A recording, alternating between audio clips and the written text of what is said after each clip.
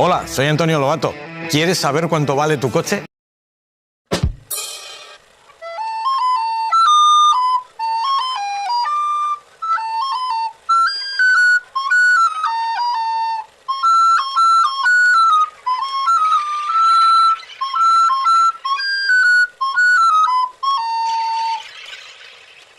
Lo hizo un mago.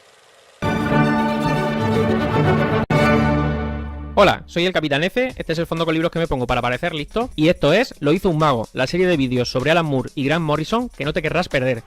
En este vídeo vamos a ver algunas pinceladas para hacernos una idea de la biografía de ambos guionistas. Una primera aproximación, ya que en sucesivos vídeos iremos armando una panorámica de ambos autores y sus obras. Al final del vídeo os comentaré cuál será el enfoque, la metodología que utilizaremos en esta serie de vídeos, cómo vamos a ir montando esto para que al final tengas una idea bastante amplia de ambos autores sin morir de aburrimiento en el intento. También te mostraré al final del vídeo algo que estoy seguro no vas a ver en ningún otro canal sobre estos dos autores. Empecemos por el principio. Hace unos 4.500 millones de años se formó la Tierra a partir de polvo y rocas cósmicas. Poco después aparecieron los océanos y en ellos las primeras formas de vida microscópica, que con el tiempo evolucionaron en plantas, animales y finalmente en seres humanos. Tras milenios de civilizaciones que inventaron la escritura, construyeron imperios y atravesaron guerras y revoluciones, hacia mediados del siglo XX en Gran Bretaña nacen a apenas una década de distancia los que serían dos de los magos más influyentes del mundo del cómic. Uno acabaría cubierto de pelo y el otro no. Alan Moore nació en Northampton en 1953 en un barrio obrero. Desde joven se sintió fuera de lugar, era un lector voraz y bastante rebelde en la escuela. Fue expulsado por vender LSD a sus compañeros. Esta experiencia de outsider marcó su relación con la autoridad y con el sistema. Esta era su cara antes de que el pelo la anegara por completo. Grant Morrison nació en Glasgow en 1960. Creció en una familia de izquierdas acomodada. Su padre era activista político y pacifista, lo que le dio desde niño una conciencia política fuerte. Ha relatado en alguna ocasión que desde pequeño su padre lo llevaba a campañas contra el armamento nuclear durante la Guerra Fría. Aunque su formación fue más estable que la de Moore, igualmente estuvo marcada por la sensación de que el mundo necesitaba ser cuestionado.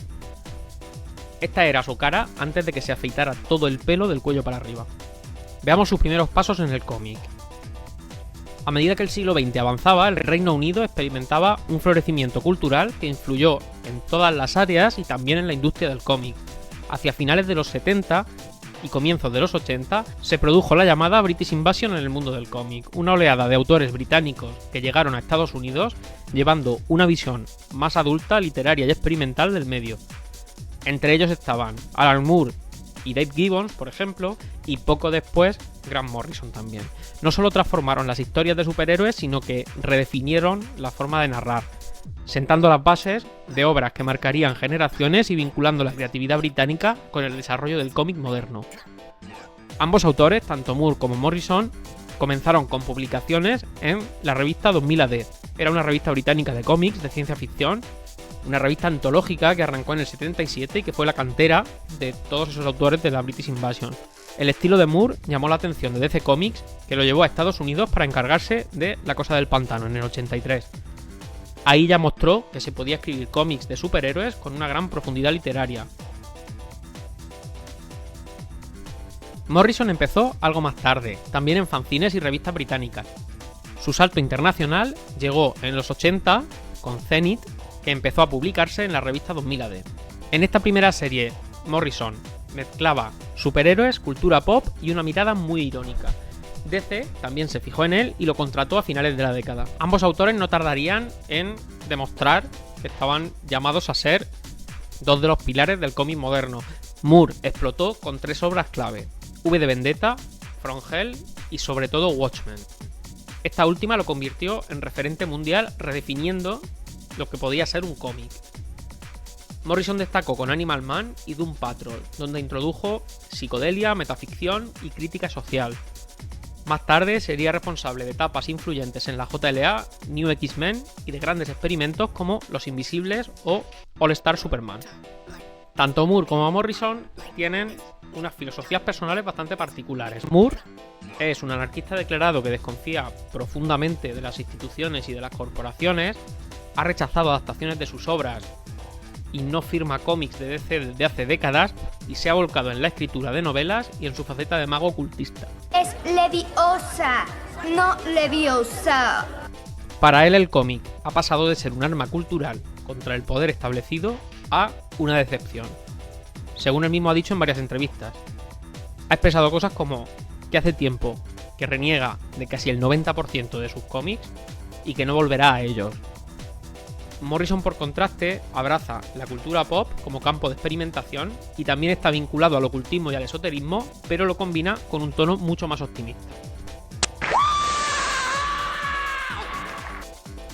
Por su parte, cree que los superhéroes son mitos modernos capaces de inspirar y transformar, y si Moore es un pesimista, Morrison es fe en la ficción como motor de cambio.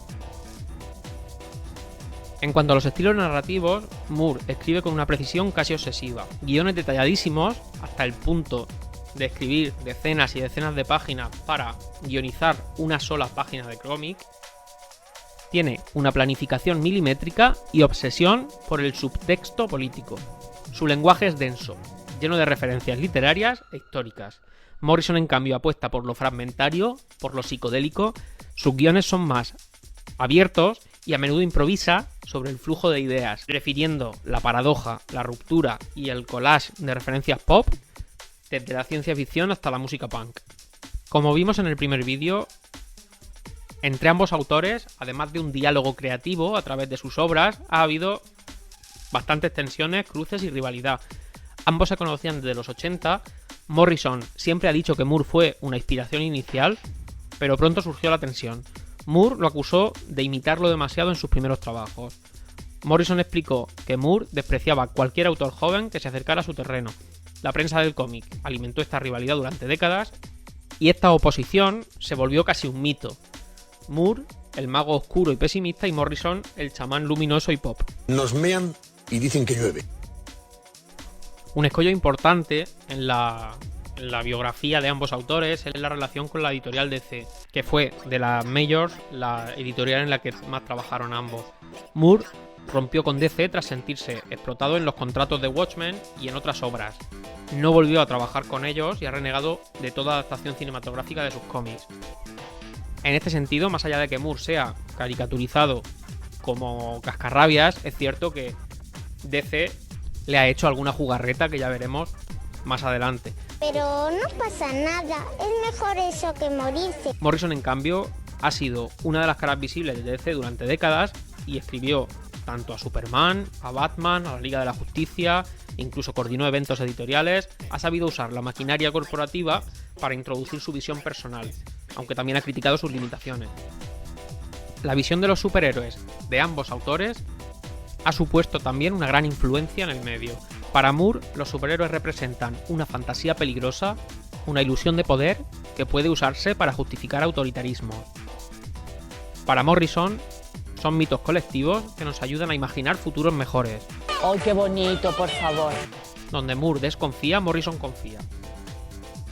Esa diferencia ideológica explica por qué sus obras, aunque hablen de lo mismo, parecen tan distintas en tono. Sobre esto, por supuesto, hay muchísimo más que hablar y lo haremos en futuros vídeos. Tanto Alan Moore como Grant Morrison no son solo autores de cómic, son figuras culturales que encarnan dos actitudes frente a la ficción y frente al poder. Uno nos recuerda los riesgos de los mitos, el otro sus posibilidades. Sus caminos se cruzan en la historia del cómic moderno y aunque no se soporten, juntos han definido el terreno en el que hoy seguimos discutiendo qué significan los superhéroes y qué papel tienen en nuestra forma de entender el mundo. En este último minuto voy a contarte las claves de esta serie de vídeos que estamos iniciando, cuál va a ser la metodología y cómo vais a acabar siendo expertos en el tema sin morir de aburrimiento. Además, como os había dicho, acabaremos con algo que no se ha visto en ningún otro lugar seguro. Pero antes dame 30 segundos para mendigar tu apoyo. Suscríbete, dale me gusta y comenta si te gusta lo que hacemos. Pues bien, el problema con estos dos autores es que son un poco inabarcables, son dos figuras muy relevantes en el mundo del cómic y tienen no una sino numerosas obras, cada uno, que han cimentado la forma actual de entender el medio. Lo que haremos con estos vídeos es aproximarnos poco a poco a distintas obras. En algunos compararemos trabajos de ambos autores y veremos cómo dialogan las obras entre sí, y en otros veremos aspectos individuales de cada obra. Todo estará abierto a vuestras sugerencias. Si queréis que tratemos algún tema o algún cómic en concreto, dejadlo en comentarios. Y como los vídeos serán breves, cada entrega no agotará el tema que se trate. O sea, que podemos volver perfectamente sobre un cómic si hay algo nuevo que decir, o sobre cualquier tema que os apetezca si queréis que sigamos indagando. Ambos autores son británicos, ambos tienen raíces en la contracultura y ambos se interesan por el ocultismo. Ambos ven en el cómic algo más que un entretenimiento, una herramienta para repensar la sociedad.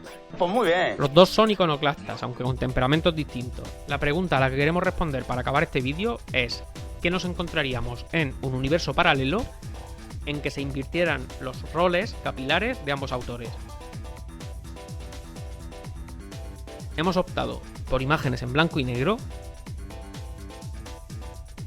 fundamentalmente porque Alan Moore pelado es algo muy cercano a un escroto. Nos parecía que era de mal gusto acabar con esta imagen. Gracias por estar ahí y no dejéis de disfrutar de la lectura. Chao. Este es tonto. Señoras y señores, este tío es imbécil.